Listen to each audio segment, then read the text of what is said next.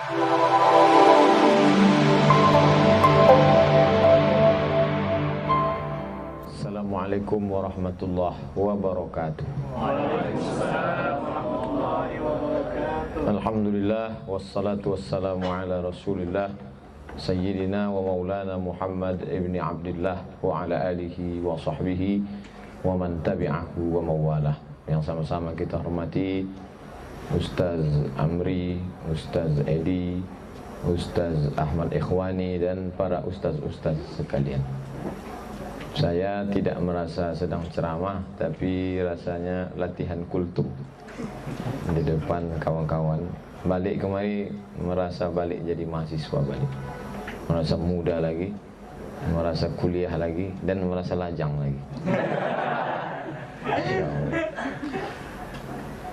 Jadi ketika Sultan Iskandar Muda mau ke Malaka dari Aceh, singgahlah dia ke sebuah tanjung, suatu tempat yang disebut tepian laut Tanjung. Menikahlah dia dengan seorang perempuan, anak dari Raja Pinang Awan. Ada kerajaan namanya Pinang Awan. Sekarang jadi Kabupaten Labuhan Batu, Sumatera Utara.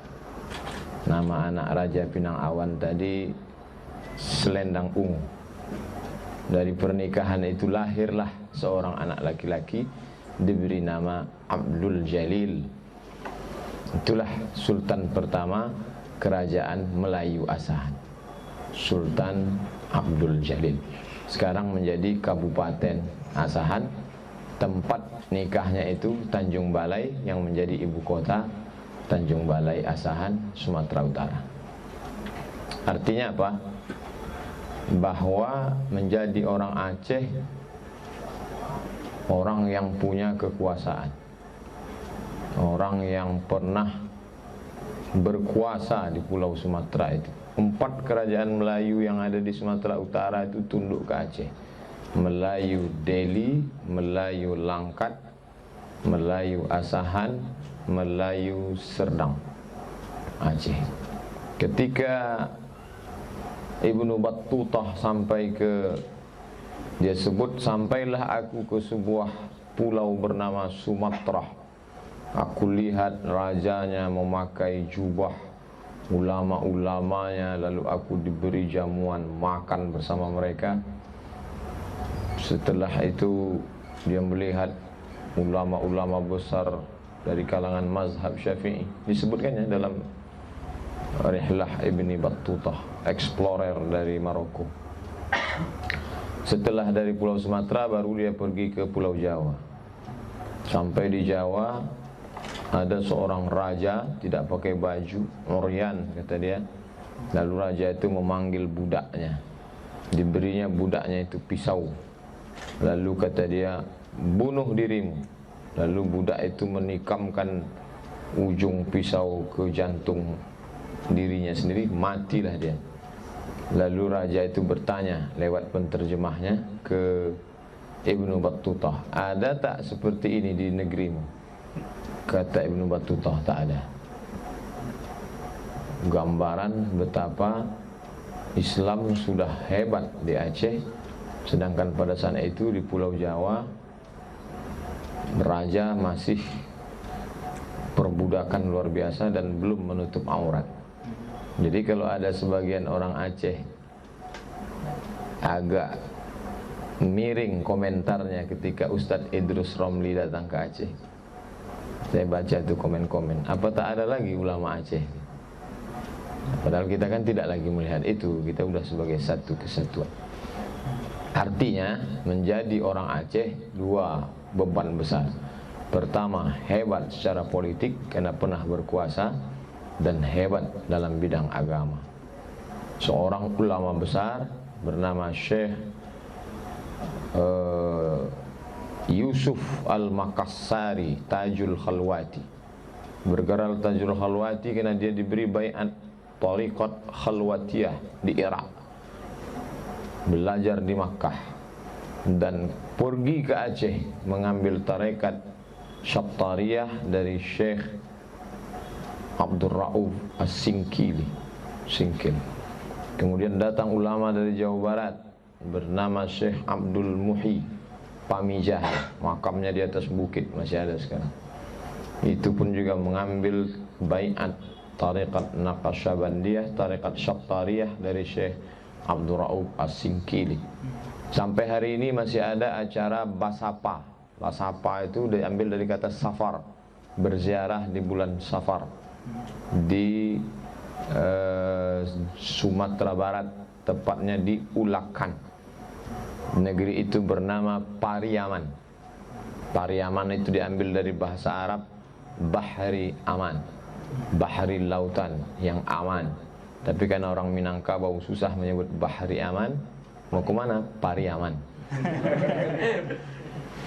Ulama besar bernama Syekh Burhanuddin Ulakan, nama kampungnya. Itu pun mengambil tarekat Syattariyah dari Syekh Abdul Rauf As-Singkili. Syekh Abdul Rauf As-Singkili langsung mengambil dari imamnya Al-Qushashi dan imamnya dari suku Kurdi, Sulaiman Al-Kurdi dari Al-Madinah Al-Munawwarah. Langsung silsilahnya ke kota Nabi Sallallahu Alaihi Wasallam. Jadi kalau ada orang Jawa Barat, orang Sumatera Barat, orang Sulawesi Selatan merasa berhutang budi, karena kalau ditelusuri silsilah sanad keilmuannya ke Aceh, maka menjadi orang Aceh dua beban besar, yaitu politik dan agama.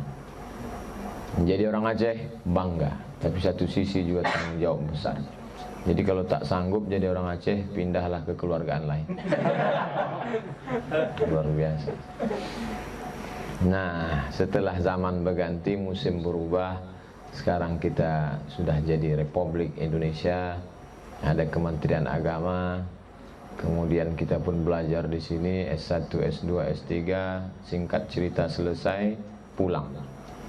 Dan ketika kita pulang, orang tahunya kita adalah alumni Al-Azhar. Kalau sudah Al-Azhar, maka sama dengan dakwah. Dan dakwah adalah ceramah. Tergantung kebetulan kita pulang musim apa. Kalau musim maulid, ya cerita maulid. Isra Mi'raj, Nuzul Quran. Maulid, Isra Mi'raj, Nuzul Quran, tahun baru hijrah. Kalau nasib baik. Tapi kalau pas pulang ada orang nikah, itu pun baik juga. Kita diminta nasihat pernikahan. Yang tak sedapnya kita pulang, tetangga mau mati, sakaratul maut, memandikan jenazah. Kita di sini tak pernah mandikan jenazah. Itulah orang banyak alasan, pergilah ke Banda Aceh sebentar, ada urusan, kontainer baru sampai, banyaklah alasan. Itu. Jadi banyak hal-hal yang kita anggap sepele, nampaknya sederhana, tapi setelah sampai di masyarakat, mandikan jenazah, apalah susahnya kata. Kita belajar di sini masalah Quran, hadis, ijma', qiyas, syar'u man qablana, saddu zara'i, qaulu sahabi, istihsan, istishab. Sampai ke puncak kaji, qiyas sabah, berbagai macam jenisnya. Tiba-tiba pulang disuruh memandikan jenazah. Atau ada orang kerasukan setan, disuruh ruqyah. Kita sini takhrij hadis, balik disuruh takhrij jin. Tapi mau tak mau itu fenomena. Artinya kita siap, apapun yang terjadi siap. Dan bekal itu sebanyak-banyaknya di sini, luar biasa. Maka ketika saya pulang, diminta jadi dewan juri musabaqah tilawatil Quran tingkat provinsi. Provinsi Riau, pembagian ininya acak aja. Saya tengok SK LPTQ, Lembaga Pengembangan Tilawatil Quran, Abdul Somad, Dewan Juri Cabang Qiraat. Duduk saya waktu ini silakan Ustaz isi, saya tengok satu pun saya tak paham, 4 penilaian. Situ baru saya menyesal, kenapa tak belajar qiraat dulu. Bayangkan, saya tanya Ustaz Ikhwani, lama belajar qiraat ini. Oh, bisa cepat kita. Makanya kalau ada anak Indonesia pulang liburan ini, musibah. Juli, Agustus, September, kosong 3 bulan. Dalami qiraat. Qiraat Warsh, Qalun, Ibnu Katsir, Qumbul, Hafs, dalami. Masalah kita fakultas syariah, tak masalah. Kiai Haji Ibrahim Hussein LML, anaknya sekarang Nadir Hussein PhD, mengajar di Australia, ahli hukum, Ketua Komisi Fatwa MUI Republik Indonesia. Tapi ketika dia membuka institut PTIQ, Perguruan Tinggi Ilmu Al-Quran, saya dulu terkejut, ini pendirinya siapa? Ibrahim Hussein. Loh, tapi dia ahli fikih, dia pakar qiraat juga.